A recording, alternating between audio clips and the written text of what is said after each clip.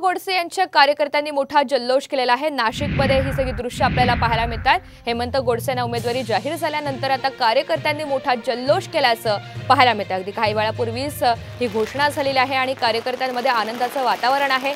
नाशिकच्या जागेसाठी तिढा सुटलेला असून शिवसेनेचे विद्यमान खासदार हेमंत गोडसे यांना पुन्हा एकदा संधी देण्यात आलेली आहे। हेमंत गोडसे यांच्या कार्यकर्त्यांनी या ठिकाणी मोठा जल्लोष केला। आपण पाहतोय आतषबाजी करण्यात येते आणि कार्यकर्त्यांनी हा आनंद व्यक्त केलेला आहे। माहितीचा नाशिकचा तिढा सुटलेला असून हेमंत गोडसेंना पुन्हा उमेदवारी देण्यात आलेली आहे, पुन्हा एकदा संधी देण्यात आलेली आहे आणि त्याचमुळे कार्यकर्त्यांमध्ये कुठेतरी आनंदाचं वातावरण आहे। नाशिकमधली ही दृश्य पाहतोय, कार्यकर्त्यांनी जल्लोष केलेला आहे। हेमंत गोडसे यांच्या कार्यकर्त्यांनी हा जल्लोष केलेला आहे। नाशिकात तिढा सुटलेला असून उमेदवारी हेमंत गोडसे यांनाच मिळाली आहे आणि त्याचमुळे कार्यकर्त्यांनी मोठा जल्लोष केला आहे।